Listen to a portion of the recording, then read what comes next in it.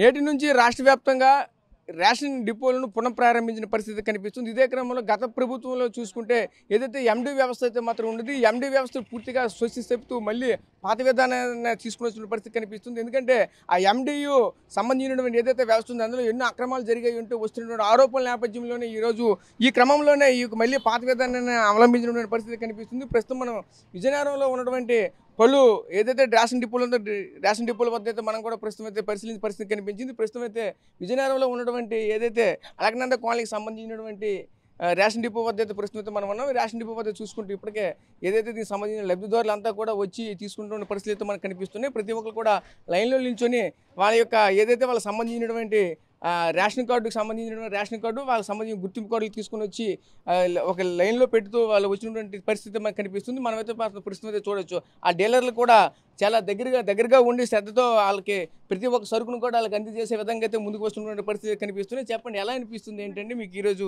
పాత విధానానికి కొత్త విధానానికి డిఫరెన్స్ కనిపించింది? ఈరోజు ఇన్నాళ్ళ కాకుండా ఇప్పుడు డైరెక్టర్గా వచ్చి పాత పద్ధతి ఈరోజు అవలంబించారు. దీని పట్ల ఎలా అనిపిస్తుంది? బాగానే ఉందండి ఈ పద్ధతి. అంటే ఎప్పుడు ఏ కాలం కాలం ఏ టైంలో రావాలని తెచ్చుకోవచ్చు. ఇప్పుడు బండి వచ్చింది అనుకోండి, ఆ బండి ఇప్పుడు రానప్పుడు మళ్ళీ ఎక్కడికో పరిగెట్టాలి. అది ప్రాబ్లం అక్కడ ఉందండి. ఎక్కడైతే ఏ టైంలోనే వచ్చి తీసుకోవచ్చు 15 తారీఖు వరకు. ఉదయం నుంచి అక్కడ బండి ఎక్కడికో వస్తుంది. ఆ టైంలో మనం లేకపోతే ఇంకెక్కడో పెడతారు, ఫోన్ చేసి చెప్తే అక్కడికి వెళ్ళాలి మళ్ళీను. అది ప్రాబ్లం అయిపోతుందండి.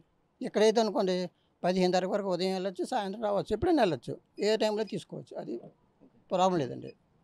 ఓకే, మీరు చెప్పండి, పాత విధానానికి ప్రస్తుతం ఇప్పుడు ఉన్న విధానానికి ఏదైనా డిఫరెన్స్ కనిపిస్తుందా? మీకు ఏమైనా పాత విధానం బాగుందా, ఇప్పుడు ప్రజెంట్ ఉన్నటువంటి విధానం బాగుందా? పాత విధానం కొత్త విధానం అంటే ఇప్పుడు దగ్గర ఉన్న వాళ్ళు పర్లేదండి. ఇప్పుడు కొద్దిగా డిస్టెన్స్లో ఉన్న వాళ్ళకి ఇబ్బంది అండి. డిస్టెన్స్లో ఉన్న వాళ్ళకి బండి వెళ్తే కొద్దిగా సౌకర్యంగా ఉంటుంది. అక్కడ ఉండి ఆ టయానికి బండి వస్తుంది కాబట్టి తీసుకుంటాం, ఆ టయానికి వేచి ఉంటారు.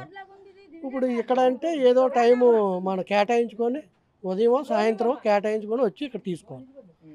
అది దీనికి దానికి వ్యత్యాసం. అంటే ఇప్పుడు ఇలా లైన్లో నిల్చొని ఉన్నప్పటికీ ఆ గతంలో ఇంటి ముందుకు వచ్చి రేషన్ సరుకులు ఇచ్చామని చెప్పుకొస్తున్న పరిస్థితి కూడా కనిపించింది. ఈరోజు ఇలా రేషన్ డిపోల ముందు నిల్చొని ఉండడానికి డిఫరెన్స్ ఏమైనా కనిపించిందా? డిఫరెన్స్ ఏం లేదు. అక్కడికి వచ్చిన బండి వచ్చిన లైన్లో ఉంటాం, లైన్ ఉండి తీసుకోవడం, ఇక్కడ ఉండే లైన్లో ఉండి తీసుకోవడం, డిఫరెన్స్ ఏం లేదు. ఈ రెండిట్లో ఉత్తమమైనది ఇది మంచి మార్గం, అది మంచి మార్గం? ఇదే మంచి మార్గం. ఏదో టైం చూసుకొని ఉదయం అయితే ఉదయం, సాయంత్రం వచ్చి తీసుకోవడానికి అవకాశం ఉంటుంది. మాకు సపోర్ట్ చేస్తే మాకు ఏం ప్రాబ్లం లేదండి.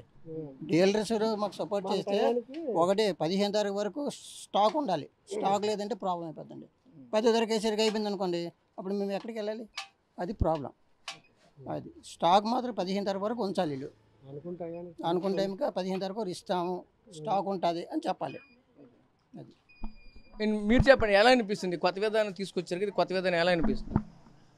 నెక్స్ట్ పర్లేదు, ఎలా అనిపిస్తుంది ఏంటి విధానం చెప్పండి సార్, ఎలా అనిపిస్తుంది? Okay, right. చూసాం కదా, ప్రతి ఒక్కరు కూడా వచ్చి ఇలా లైన్లో నిల్చొని వాళ్ళకు ఏదైతే ఆ రేషన్ డిపోలకు సంబంధించినటువంటి అది ఆ సరుకులు ఉన్నాయో సరుకులు ప్రతి ఒక్కరు కూడా తీసుకుని వెళ్తున్న పరిస్థితి కనిపిస్తుంది. ఎందుకంటే పాత విధానం కంటే ఈ కొత్త ఉన్నటువంటి గత 5 సంవత్సరాలు ఉన్నటువంటి విధానం కంటే ఈ విధానం ఎంతో ఉత్తమమైందని కూడా చెప్పుకొస్తున్న పరిస్థితి కనిపిస్తుంది. ఏదైతే అప్పుడు ఉన్నటువంటి ఏదైతే ఎండియూ వెహికల్ ఉండే వెహికల్ ముందు కూడా మేమైతే పడిగాపులు కాసి నిల్చునే వాళ్ళం. ఆ టైంకి వెహికల్ వస్తేనే ఆ టైం వరకు మనం ఉండాలి. వెహికల్ లేకుంటే మా బియ్యం వచ్చేవి, కొన్ని సందర్భాల్లో వచ్చేవి కాదు, రేషన్ సరుకులు కూడా తెచ్చుకోలేని పరిస్థితి మాత్రం ఉండేదని కూడా మనతో పాటు చెప్పుకొస్తున్న పరిస్థితి కనిపిస్తుంది. అమ్మ చెప్పండి, కొత్త విధానం తీసుకొచ్చారు కదా, ఈ విధంగా లైన్లో నిల్చొని ఈ విధానం బాగుందా, గతంలో ఉన్నటువంటి విధానం బాగుందా? గతంలో మీ ఇంటి ముందుగా వెహికల్ వచ్చేది, ఆ విధానం బాగుందా? ఇదే బాగుందండి, మాకు ఇదే బాగుంది. కోట మాకేం ఇంకేం మాకు ఈ లైనే బాగుంది. అంటే మీ ఇంటి ముందు తెచ్చి ఇచ్చేవాళ్ళు కదా, అప్పుడు ఎప్పుడు వస్తుందో ఎప్పుడు వెళ్ళిపోద్దో మాకు తెలియదు. మాకు పళ్ళకి వెళ్ళిపోయిన వాళ్ళమే, ఎప్పుడు వస్తుందో తెలియదు. ఇదైతే మాకు పని అప్పుడైతే మేము తెచ్చుకోవచ్చు ఎప్పుడు పడితే అప్పుడు.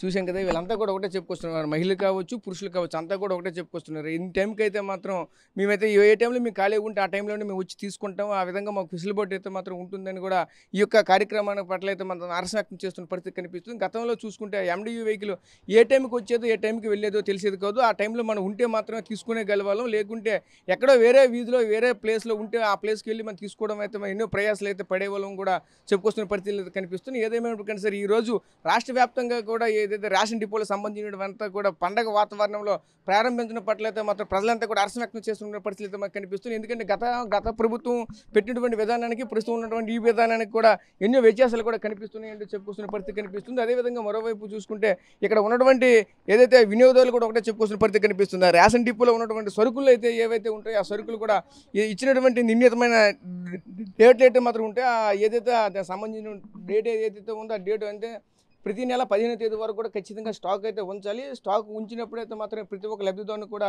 లబ్ధి చేకూరుతుందంటూ కూడా ఒకవైపు చెప్పుకొస్తున్నటువంటి పరిస్థితులు కూడా కనిపిస్తున్నాయి. అదేవిధంగా చూడొచ్చు ప్రతి ఒక్కరిని కూడా తీసుకుని వచ్చి ఆ యొక్క కార్డు ఏదైతే ఉందో కార్డును పూర్తిగా తీసుకుని వచ్చి కేవైసీ చేసినటువంటి కార్డులు ఏవైతే ఉన్నాయో అవన్నీ కూడా తీసుకుని వచ్చి ఒకవైపు పంచింగ్ చేస్తున్న పరిస్థితి కనిపిస్తుంది. ఆ కార్డు మెంబర్లు ఎంతమంది ఉన్నారో అంతమందిని కూడా ప్రతి ఒక్కరిని కూడా పరిశీలిస్తున్న పరిస్థితి కనిపిస్తుంది. అంటే ఆ కార్డు హోల్డర్లు ఎంతమంది అయితే ఉంటారో అంతమందిలో కనీసం ఒకరైనా సరే రావాలి. ఆ ఒకరిలో వచ్చి ఒకరు తంబేస్తే చాలు. ఆ కార్డు హోల్డర్లు ఎంతమంది ఉంటే అంతమంది కూడా వాళ్ళకైతే బియ్యం దానికి సంబంధించిన ఏదైతే సరుకులు ఉంటే సరుకులు కూడా ఇచ్చే పరిస్థితి మనకు కనిపిస్తుంది. ఇది ఈ యొక్క ప్రస్తుతం ఉన్నటువంటి తాజా పరిస్థితి. ఈ పరిస్థితులు ప్రతి ఒక్కరు కూడా చాలా హర్షం వ్యక్తం చేస్తున్న పరిస్థితి కనిపిస్తుంది. ఎందుకంటే గతంలో ఉన్నటువంటి విధానానికి ఈ విధానం బాగుందని కూడా చెప్పుకొస్తున్న పరిస్థితి మనకు కనిపిస్తుంది. ఎందుకంటే గత ప్రభుత్వంలో చూసుకుంటే ఏనాటికో ఎక్కడికో ఎప్పుడో వచ్చేది ఆ యొక్క వెహికల్ అయితే ఇప్పుడైతే మాకు ఉన్న టైంలోనే మాత్రం మేము వస్తాం, వచ్చి తీసుకుని వెళ్ళడానికి మాకు అయితే వెసులుబాటుగా ఉందని చెప్పుకొస్తున్న పరిస్థితి కనిపిస్తుంది. ఇది విజయనగరంలో ఉన్నటువంటి తాజా పరిస్థితి.